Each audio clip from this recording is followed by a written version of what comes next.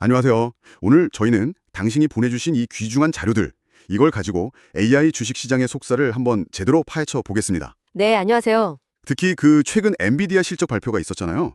그 이후에 시장이 좀 요동치고 있는데 이게 당신에게 어떤 의미가 있는지 또 앞으로 뭘 봐야 할지 좀 깊이 있게 들여다볼까 합니다. 음흠. 공유해주신 자료들의 어떤 공통적인 진단은 현재 AI 시장이 소위 쇼미 모먼트, 그러니까 이제 진짜 실력을 증명해야 한다. 이런 결정적인 순간에 와 있다는 거거든요. 네, 맞습니다.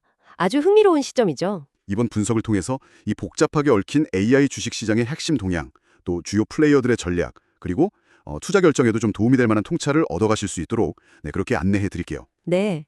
그 AI에 대한 기대감이 정말 뭐랄까, 하늘을 찌를 듯이 높았던 시기를 지나서요. 이제는 그 기술이 실제로 어떤 가치를 만들고 또 기업 수익으로 어떻게 연결되는지 이걸 좀 냉정하게 평가받는 그런 국면에 접어들었어요. 네네. 당신이 주목하시는 그 엔비디아의 최근 움직임.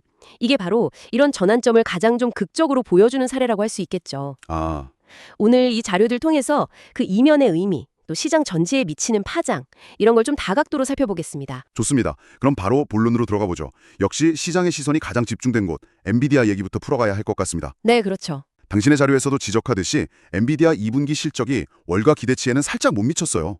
그래서 시장이 좀 충격을 줬죠. 네, 약간의 충격이었죠. 구체적으로 보면 데이터 센터 매출이 411억 달러, 예상치를 조금 밑돌았고 특히 그 중국 시장 겨냥한 H20 칩 있잖아요. 아, 네. 에이스20. 그 관련 불확실성도 여전히 좀 안개 속이다 이런 분석이 눈에 띄더라고요. 물론 뭐 411억 달러 자체도 엄청난 숫자지만요. 그렇죠. 천문학적이죠. 시장 기대치가 뭐 거의 우주적이었나 봐요. 정확히 그렇습니다. 기대치가 사실 너무 높았던 게 현실이죠. 411억 달러라는 데이터 센터 매출 규모, 그 자체만 보면 뭐 엄청난 성과인데 시장은 그 이상의 어떤 폭발적인 성장을 거의 당연시했던 그런 분위기였거든요. 그리고 그 H20 칩 같은 경우는 아시다시피 미중 기술 갈등 속에서 중국 시장을 좀 공략해보려는 카드인데 이 부분의 불확실성이 해소되지 않으면서 투자자들의 불안감을 좀 자극한 측면이 분명히 있습니다. 네네.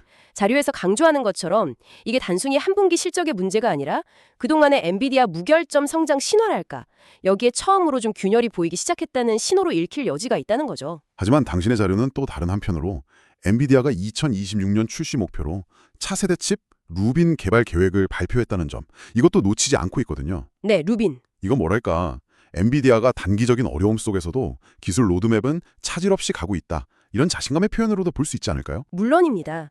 그 루빈칩 발표는 엔비디아가 장기적인 기술 패권, 이걸 놓치지 않겠다는 아주 강력한 의지를 보여주는 중요한 메시지죠. 네. 하지만 여기서 주목할 점은 당신의 자료들이 공통적으로 지적하는 것처럼 엔비디아의 이번 실적 발표가 시장 전체 분위기를 확 바꾸는 어떤 계기가 됐다는 거예요. 아, 분위기 전환? 네. 즉 엔비디아 천하? 이거에 대한 질문이 처음으로 좀 진지하게 제기되기 시작했다는 거죠. 장기적인 기술 리더십 유지 노력과는 별개로 단기적인 실적 둔화 가능성이라던가 특정 시장, H2 같은 불확실성, 이게 엔비디아 혼자 시장을 다 끌고 가는 시대가 끝나고 이제 다른 경쟁자들한테도 스포트라이트가 좀 분산될 수 있겠다. 이런 가능성을 열어준 셈입니다. 바로 그 지점에서 이야기가 정말 흥미진진해지는데요. 엔비디아의 그림자가 살짝 옅어지니까 바른 AI 관련 기업들 움직임이 막 수면 위로 떠오르고 있어요. 네, 그렇죠. 당신이 보내주신 자료들에서고 몇몇 흥미로운 기업들 동향을 포착하고 있던데요. 예를 들면 팔란티어 같은 경우 올해 주가가 뭐 107% 엄청나게 치솟았는데 최근엔 또 고점 대비 조정을 좀 받는 모습이에요. 네, 팔란티어. AI 소프트웨어 분야의 기대주로 꼽히는데 이 변동성이 바로 시장의 쇼미 모먼트 요구를 반영하는 것 같기도 하고요. 팔란티어 사례가 현재 AI 관련주들이 처한 상황을 아주 잘 보여줍니다. 아시다시피 정부기관이나 대기업들 상대로 복잡한 데이터 분석하고 예측하는 그런 솔루션 제공하면서 AI 기술을 아주 깊숙이 활용하고 있거든요. 네네. 주가 급등은 이 잠재력에 대한 기대감이었는데 최근 조정은 당신의 자료가 지적하는 것처럼 이제는 구체적인 계약 성과나 수익성 개선, 이걸 통해서 그래서 실제로 얼마를 벌 수 있는데 이 질문에 답해야 한다는 시장의 압박이 커지고 있다는 걸 보여주는 거죠. 아, 그러니까 단순히 우리 AI 해요. 이것만으로는 부족하다. 네, 맞습니다. 이제 그걸로는 안 통하는 거죠. 또 다른 흥미로운 사례로 코어 위브를 언급한 자료도 있었어요. 엔비디아 GPU를 빌려주는 어떻게 보면 AI 시대의 뭐 곡괭이 장사? 그런 회사인데 IPO 이후에 주가가 완전 롤러코스터를 타고 있다고 합니다. 네, 코어 위브, 변동성이 컸죠. AI 인프라의 숨은 강자처럼 보였는데 왜 이렇게 변동성이 큰 걸까요? 당신의 자료는 이 점에 대해 어떻게 분석하고 있나요? 코어 위브는 그 엔비디아의 고성능 GPU를 아주 대규모로 확보해서 이걸 클라우드 형태로 빌려주는 사업 모델?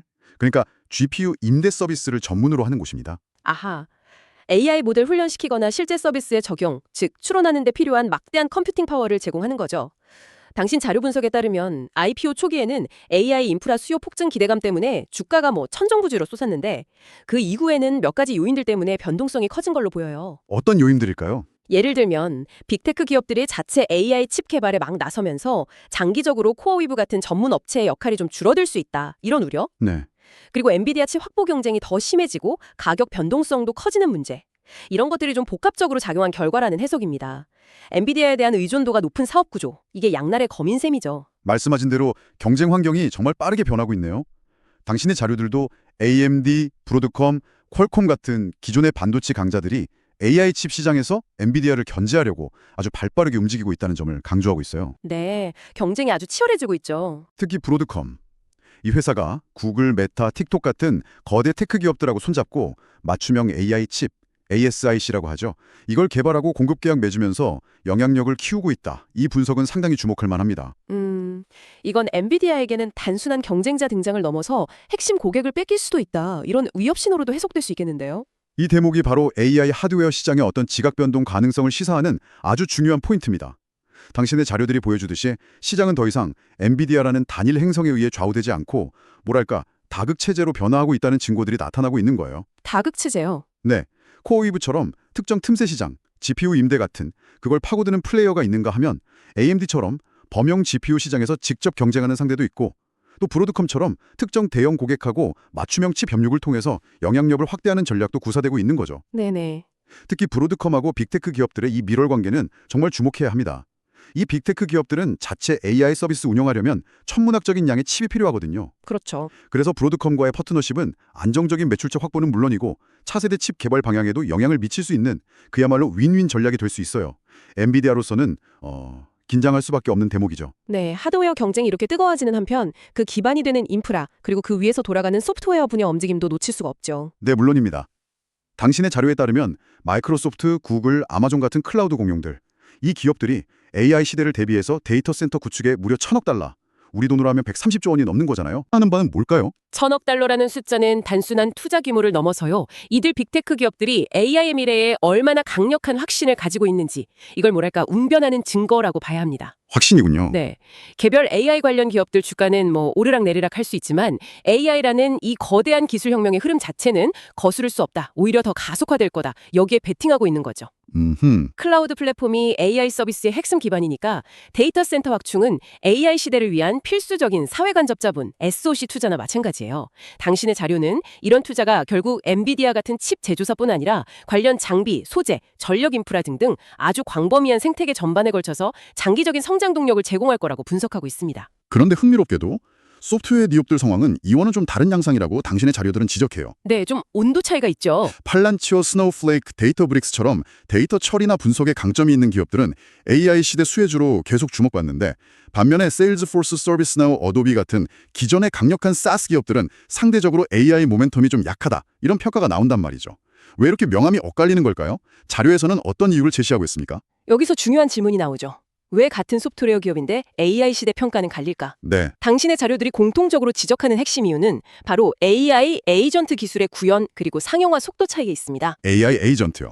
그게 구체적으로 뭔가요? 여기서 말하는 AI 에이전트라는 건요. 단순히 정보 검색해주고 요약해주고 이 수준을 넘어서 사용자의 좀 복잡한 목표나 요청, 예를 들어 다음 분기 마케팅 전략 초안 좀 써줘 라던가 내 일정하고 예산에 맞는 최적의 출장 계획 좀 세워줘 이런 걸 이해하고요. 네네. 필요한 정보를 스스로 찾고 분석하고 여러 단계를 거쳐서 자율적으로 과제를 수행하는 그런 지능형 소프트웨어를 의미합니다. 와, 정말 똑똑한 비서 같은 거네요. 그렇죠. 그런데 팔란티어나 스노우플레이크 같은 기업들은 자기들의 핵심 역량인 데이터 처리 능력을 기반으로 이런 AI 에이전트 기능을 좀 빠르게 도입해서 실질적인 고객 가치를 만들어내고 있는 반면에 일부 전통적인 SaaS 기업들은 기존 서비스의 생산형 AI 기능을 어떻게 효과적으로 통합해서 진짜 생산성 향상이나 새로운 경험을 제공할 건지 이 구체적인 답을 아직 명확하게 못 보여주고 있다. 이런 분석이에요. 아하. 즉 AI 기술을 얼마나 깊이 있게 내재화하고 그걸 통해서 핵심 비즈니스 모델을 혁신하는지 이게 관건이라는 거죠. 그렇군요. 단순히 AI 기능 추가 이런 홍보 문구를 넘어서 AI가 사용자의 일을 실제로 대신해주거나 더 잘하게 해주는 그런 에이전트 수준의 혁신 이걸 보여주는 기업들이 시장 기대를 받고 있다. 이렇게 이해가 되네요. 네, 정확합니다. 자, 이제 시선을 돌려서 빅테크 기업들 자체의 AI 기술 개발 경쟁, 특히 그 초고대 AI 모델 경쟁 상황을 좀 살펴보겠습니다. 당신의 자료에서는 특히 메타의 행보가 매우 공격적이라고 강조하고 있어요. 네, 메타가 아주 공격적이죠. 마크 저커버그가 직접 나서서 초지능, 슈퍼 인텔리전스 개발을 목표로 천명하고 이를 위해서 스케일 AI라는 컴퓨팅 인프라에 149억 달러 어마어마한 투자를 집행하고 있다고 하네요. 초지능이라니 이거 정말 SF 영화에서나 보던 개념 아닌가요? 맞습니다. 초지능, 그러니까 인간의 지능을 모든 면에서 훨씬 뛰어넘는 인공지능, 이건 아직 이론적인 가능성의 영역에 가깝죠. 네. 하지만 메타가 이걸 공개적으로 목표로 설정하고 막대한 자원을 쏟아붓겠다 이렇게 선언한 건 AI 기술 경쟁의 최종 목적지가 어디인지를 보여주는 좀 상징적인 사건이라고 할 수 있어요. 당신의 자료는 이게 당장의 수익보다는 수십 년 뒤의 기술 패권을 염두에 둔 아주 장기적이고 위험 부담도 큰 베팅이라고 분석합니다. 네. 리스크가 크겠네요. 그렇죠. 성공하면 기술 지형 자체를 바꿀 수 있겠지만 실패 가능성도 당연히 존재하죠. 메타는 이런 초장기적인 연구 투자와 더불어서 자체 개발한 메타 AI 앱을 출시하고 또 오픈소스 진영에서 강력한 영향력을 발휘하고 있는 거대 언어 모델 라마 있잖아요. 아, 네, 라마. 그 차세대 버전인 라마4까지 공개하면서 단기적인 경쟁력 강화에도 힘쓰고 있습니다. 그야말로 전방위적인 AI 올인 전략이죠. 메타의 이런 광폭 행보와는 좀 대조적으로 당신의 자료에서는 애플이 AI 경쟁에서 다소 뒤처져 있다. 이런 평가도 함께 제시하고 있습니다.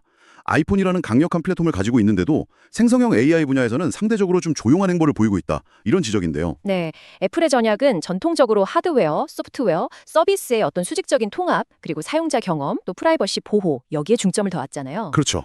애플하면 프라이버시죠. 네, 방면 외부 데이터를 학습시켜야 하는 이 생성형 AI 모델 개별 경쟁에서는 이런 애플의 기조가 상대적으로 좀 신중한 접근으로 이어졌다는 분석이 가능합니다. 하지만 당신 자료에서 언급하듯이 애플 역시 최근 자체적인 온디바이스 AI 기능 강화라던가 파트너십 가능성 등을 모색하면서 변화의 조짐을 보이고 있어요. 아, 애플도 움직임이 있군요. 네, 따라서 앞으로 애플이 어떤 방식으로 AI 경쟁에 본격적으로 뛰어들지 이걸 지켜보는 것도 중요한 관전 포인트가 될 겁니다. 빅테크 기업들의 자체 모델 개발 경쟁과 더불어서 당신의 자료는 오픈 AI와 엔스로픽 간의 치열한 선두 경쟁 구도도 빼놓지 않고 분석합니다. 네, 양강 구도죠. GPT 시리즈로 대표되는 오픈 AI 그리고 클로드 시리즈를 내세운 엔스로픽 이 두 기업의 경쟁이 향후 AI 시장 전체 판도를 뒤흔들 수 있는 핵심 변수다 이렇게 전망하고 있는데요. 구체적으로 어떤 의미일까요? 오픈 AI하고 엔스로픽은 현재 기술적으로 가장 앞선 초거대 언어 모델 LLM을 개발하고 있는 양대 산맥이라고 할 수 있습니다. 이들의 경쟁은 단순히 더 똑똑한 챗봇을 만드는 걸 넘어서요.